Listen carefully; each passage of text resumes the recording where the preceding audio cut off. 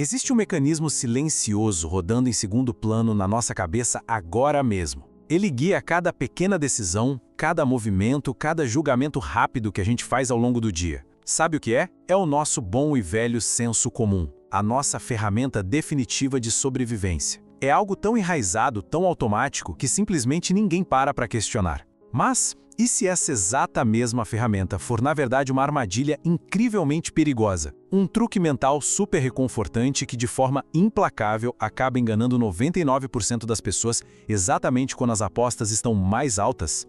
Pois é, acompanhar esta explicação visual até o último segundo vai revelar o segredo definitivo para navegar por problemas sociais e corporativos que são um verdadeiro caos de complexidade.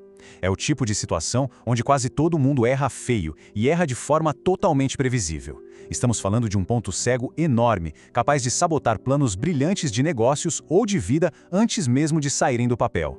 E o motivo por trás disso é no mínimo chocante. 99% da população pega aquela lógica simples do senso comum do dia a dia e tenta aplicar isso para resolver problemas globais gigantes, desafios de governo ou estratégias corporativas de milhões. É um erro categórico, um desastre anunciado. Mas a grande pergunta é, por que exatamente essa abordagem garante um fracasso tão absoluto? Bom, esse é o mistério que a gente precisa desvendar agora.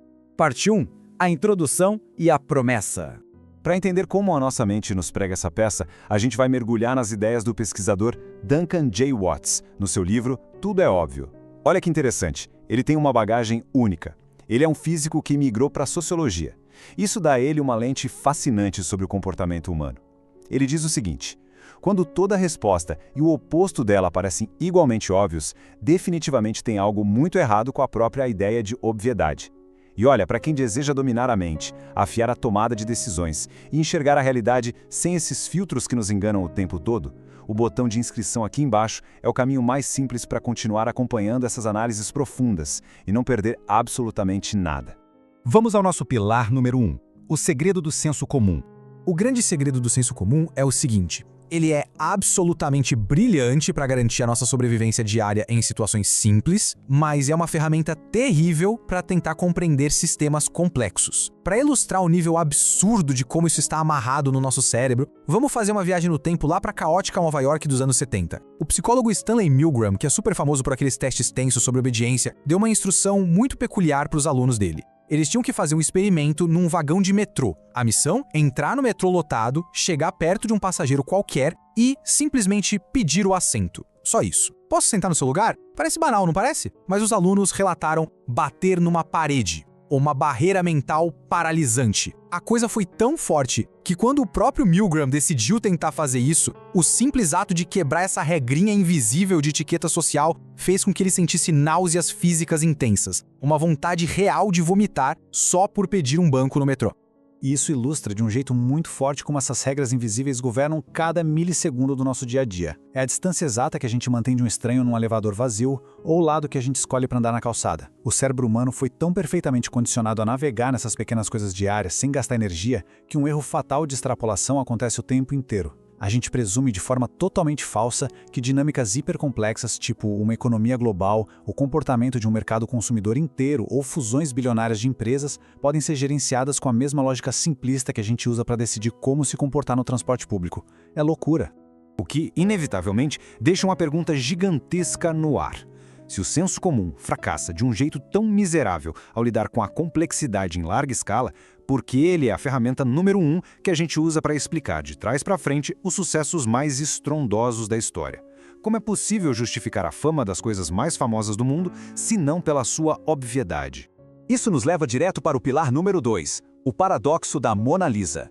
O senso comum injeta na nossa cabeça a crença profunda de que um sucesso extraordinário sempre deriva de uma qualidade intrínseca inegável. A pintura é a mais famosa porque, obviamente, é a melhor pintura que existe. Certo? Errado. A verdadeira história desconstrói isso por completo. A Mona Lisa foi finalizada por Leonardo da Vinci lá por volta de 1519. E depois disso, sabe o que aconteceu? Ela acumulou poeira. Foram séculos de obscuridade. Ela não era nem de longe a estrela principal dos palácios onde ficou ou do próprio Museu do Louvre. Havia obras de Tiziano, de Rafael, que valiam 10, 20 vezes mais na época. Foi apenas no século XX, mais precisamente em 1911, quando ela foi roubada, que a coisa mudou. Ela estampou as capas dos jornais no mundo todo, depois foi recuperada, aí sofreu vandalismo e foi impiedosamente parodiada por artistas modernos como o Marcel Duchamp. Foi todo esse caos que fez a imagem grudar no nosso inconsciente coletivo. O sucesso não foi imediato e muito menos ditado só pela perfeição das pinceladas.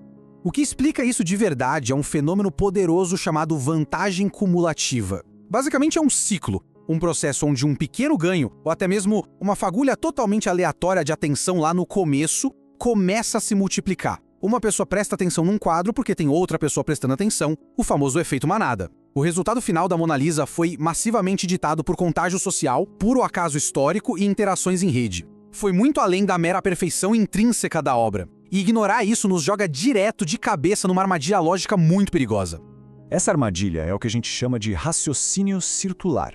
É aquela tendência preguiçosa de olhar para algo enorme e dizer: bom, o Facebook tem sucesso porque ele tem as características perfeitas do Facebook.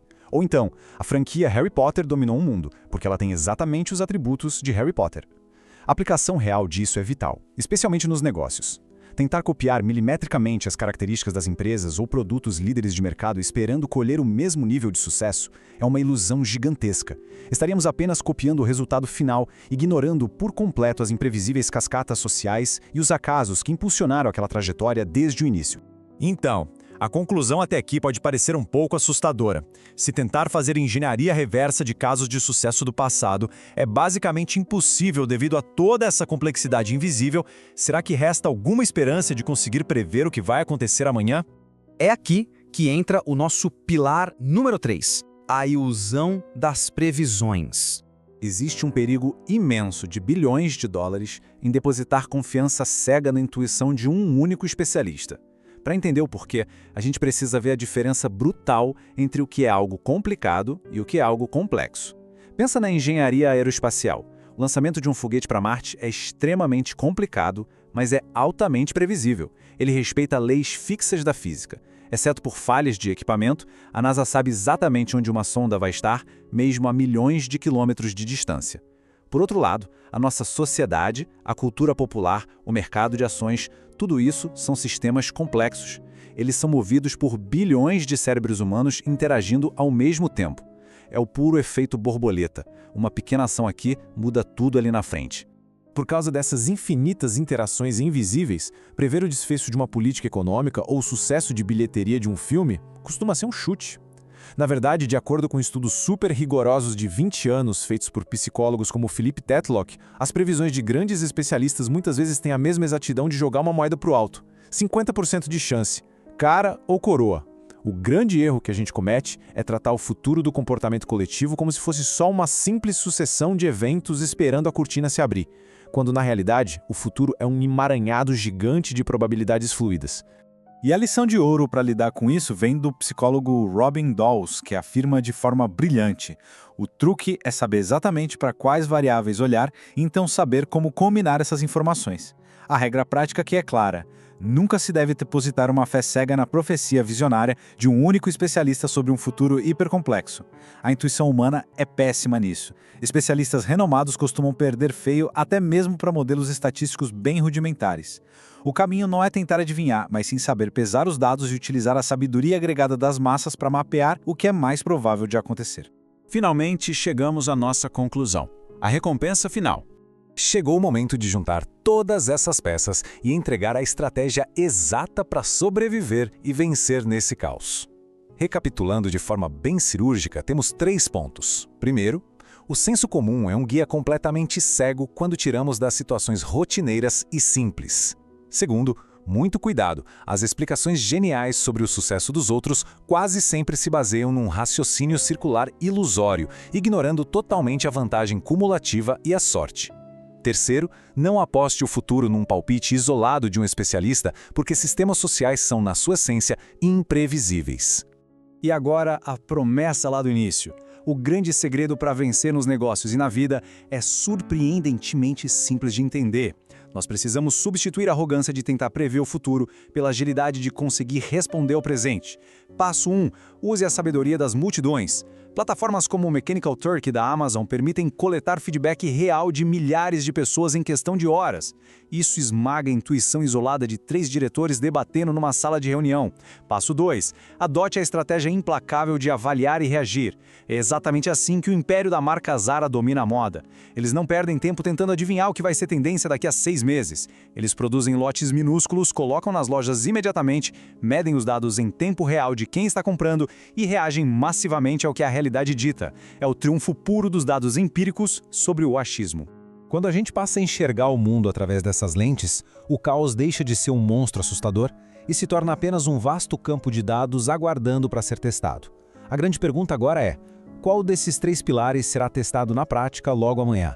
A resposta pode e deve ser compartilhada nos comentários aqui embaixo.